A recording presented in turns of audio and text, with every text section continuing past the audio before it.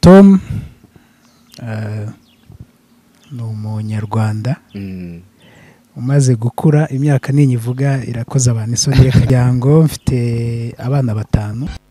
Guhura muri abantu 5 mukishyira hamwe ntago bihagije, mwishyize hamwe mugamije kugera kuki. Hari umuntu wabajije ngo avuka mu muryango w'abantu bakize ngo kandi bakijijwe ngo ariko ibyo abasabye byose ntago babimuha. Ngwese uko niko gukizwa? Ntabwo kuvuka ku muryango w'abantu niyo baba batunze ibya mirenge ari itegeko ko icyo basabye bagomba kukiguha. Ikintu kitwica buri hari ingeso abanyafrika twagize yo guhora duteza amaboko aho kwishakamo ibisubizo.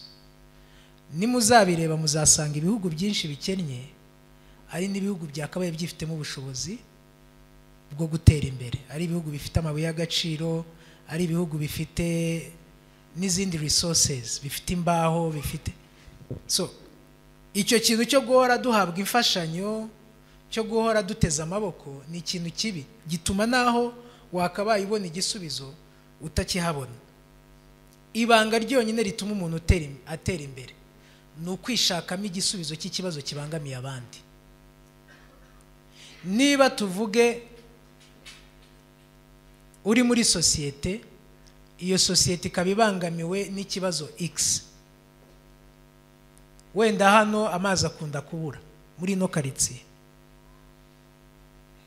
mbere yuko ujya kwibaza ngo baramarira iki, banza wibaza icyo uri bumare mu gushaka amazi yabuze. Wenda ushobora kuba udafite ubushobozi buzana amatiyo no gushyiraho robine, ariko wenda ushobora kujya kuyavoma aho ari ukaza ukayagurisha abayakeneye. Deja ako kanya ubaye igisubizo cy'amazi, ariko ubaye n'umucuruzi, uhise ubona amafaranga.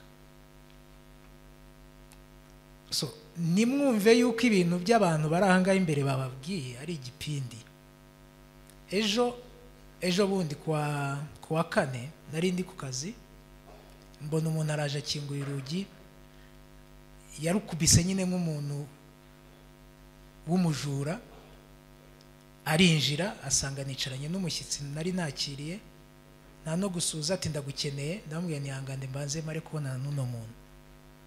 Nyuma mbonye iby'uwo muntu tuganira bitari burangire, ndasohoka njya kumureba hanze. Uwo muntu cyari kimuzanye yarazamwe no kunsaba amafaranga, ariko yari umuntu usa nk'ukumusa cyangwa nk'ukunsa nanjye. Ni umuntu w'umusore uri mu kigero cy'imyaka 28 gutyo. None arambwira ngo afite urugendo ngo ariko yabuze itike, ngo afite 1/2 cy'itike, ngo Imana yamubwiye ko ari jye waza kureba. Ngo yatekereje asanga ari jye akwiriye kuza kureba. Uwo muntu twaraganiriye, ariko nza gusanga nyuma yaho maze kumuganiriza arambwira ati rero mu by'ukuri uko ndeba siko nagakwiriye kuba ameze. Narafunzwe mfungwa kubera ko nakoresheje ibiyobyabwenge, atariko na mbere yaho nabaga mu kigo cy'imfubyi. Bamaze kugifunga mvuyemo nyine nta kazi cyizere, ntangira gukoresha ibiyobyabwenge. Birangira bamfashe kubw'amahirwe bankatira urubanza rwo kuba narabinywaga, ubwo kubicuruza rwo barambabariye kubona ari kuba nkirimo. Mbese ambwira ibintu byinshi bijyanye n'iyo saga ye, ambwira yuko ngo abantu bose bamuzi, inshuti ze zose zamucitseho kubera ibiyobyabwenge.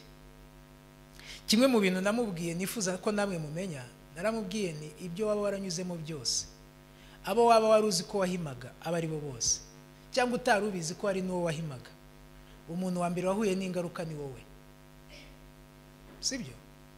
Ikintu cy'urubyiruko mureke kucyitwaza. Nababwiye umugabo witwa Billy Carlson, abantu baza gusacinga kuri YouTube cyangwa nawe muze kumushaka. Yabaye muri ghetto, iwabo babaga muri ghetto ahantu muri Amerika, hakoreshwaga ibiyobyabwenge. Buri munsi habaga hari umuntu warashe undi. Afite imyaka 9 yaricaye areba ukuntu abana b'abaturanyi bajya ku modoka yabaga izanye ice cream muri karitsiye bakazigura, watabasha no kugura shikarete. Ababyeyi be bari abakene. Arangije yinjira mu nzu afata ibikinisho bye, azenguruka muri karitsiye ku muryango ababwira ati ibi bikinisho ndashaka kubibaha, mumpa amafaranga mufite yari yose, niyo ryaba ari ifaranga rimwe. Amaze kuzenguruka bagiye bamuha uduceri kubera impuhwe, yari umwana w'imyaka 9. uwo munsi ngo ku myaka 9 nibwo yabonye ko ubuzima bwe buri mu biganza bye. Wavuka ku mubyeyi w'umukene w'injiji, wavuka ku mubyeyi ukubuza kwiga, ntabwo ari impamvu yo gutuma uva mu ishuri. Giye mfite umudokiteri w'inshuti yanjye wananyoboraga ku myaka 7. Umuryango we wo kwa se wari waramujyanye umukoresha akazi ko mu rugo. Papa yari yaramaze gupfa, bamukura kwa nyina bamujyana iwabo bavuga ngo bagiye kumujyana mu ishuri. Bagezeyo bakajya bamusiga ku rugo, bakamusigira ibyo ateka. Ibyo umwana ku myaka 7 abona yuko ibyo bintu bitazatuma ajya mu ishuri. Yavuye aho ngaho asubira kwa nyina. Yagenze amasaha 5 acana mu ishyamba mu cyaro kuri, asubira kwa nyina. Nyina yari yagiye gusenga, agere mu masaha 8. Nyina hatahiye asanga umwana ari aho ngaho, aramubwira ati njira mu nzu. Kuva uwo munsi bamusubiza mu ishuri ariga. Niba umwana w'imyaka 7 n'imyaka 9 bashobora gutekereza kuri future yabo, wowe w'imyaka 14 nta mpamvu ufite yo kumva ngo ndi impfubyi, yo kumva ngo ababyeyi banye ntibashaka ko njya kwiga, yo kumva ngo nibampaye ibyo bampa ibyo ari byo byose. Umuntu wagushyize mu nzu ye, buriya niyo yaba yarakubyaye, yagushyize mu nzu ye, arakugaburira, uraryama, urabyutsa guhaha ibiri minimum ugiye mu ishuri cyangwa ubonye iby'ibanze. Ikindi ukeneye kugira ngo wubake ubuzima bwawe ni ikihe? So intambwe ya mbere, ibanga rya mbere ni ukureka gushyira ibitagenda ku bandi, cyangwa kumva ko kanaka nadakora iki ngiki nzigira iki. Iyo ubaye igisubizo mu muryango, ukaba igisubizo mu baturanyi, ukaba igisubizo muri sosiyete, ukaba igisubizo ku gihugu, inzozi zose ugize uzigeraho. Hanyuma bwa nyuma soza, inzozi, hari abantu batazi inzozi ngo ni iki. Buriya umuntu wubatse ino nzu, wubatse urusengero, mbere yuko batereka ibuye ku rindi cyangwa ngo bashyireho itafari hejuru y'irindi, babanje gukora igishushanyo mbonera, babanje gukora plan.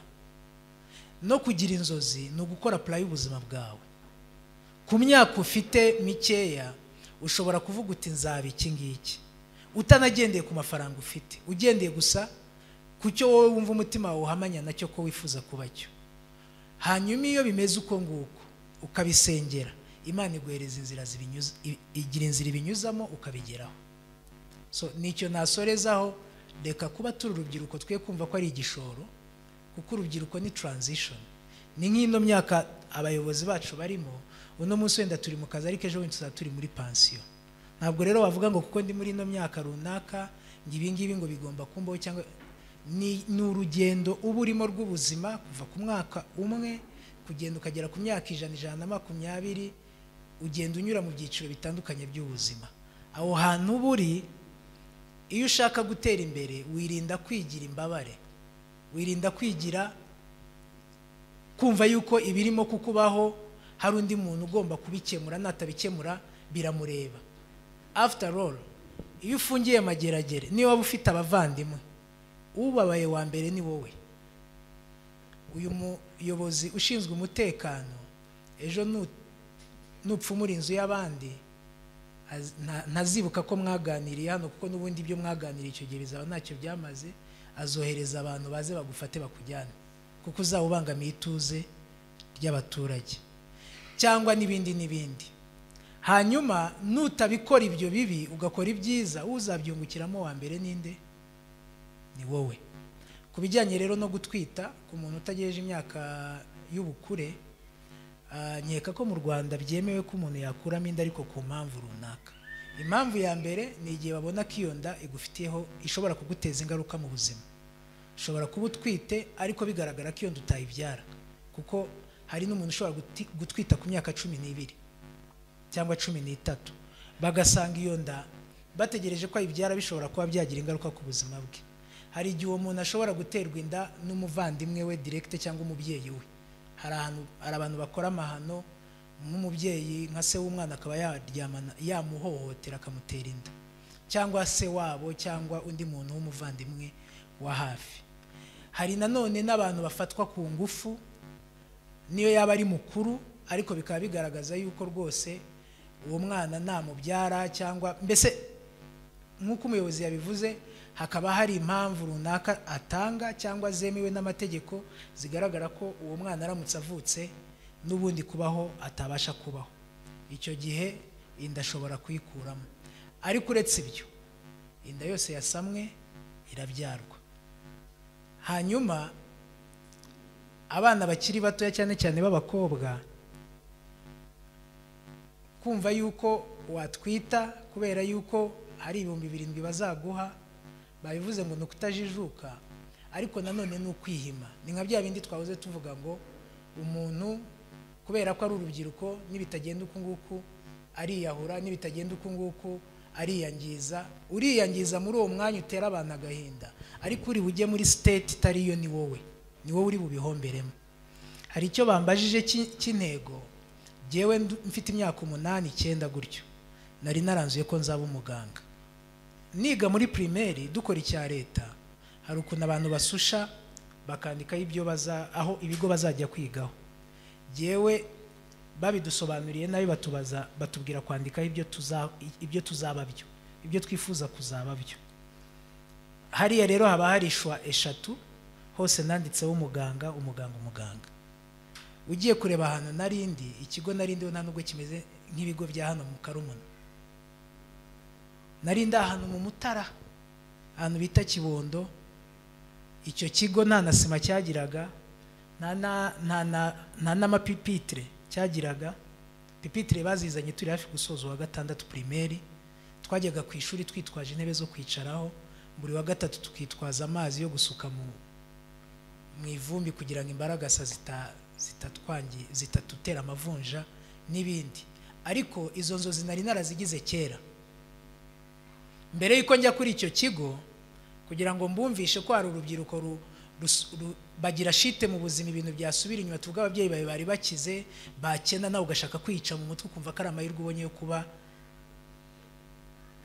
Jye nigaga ku kigo abana ba perezida bigagaho kuri La Colombière. La Colombière igeze kuba ariyo kigo cya mbere mu Rwanda, ariho niga. Ababyeyi banjye bamaze kwitaba Imana, njya kubana na sogokuru aho hantu nababwiraga. Nubwo ubuzima bwahindutse, intego zanjye zagumyeho. Dukora primaire nanditse ko nzaba umuganga. So nibyo rero nazamukiyemo, ndabiharanira, birangira mbigezeho.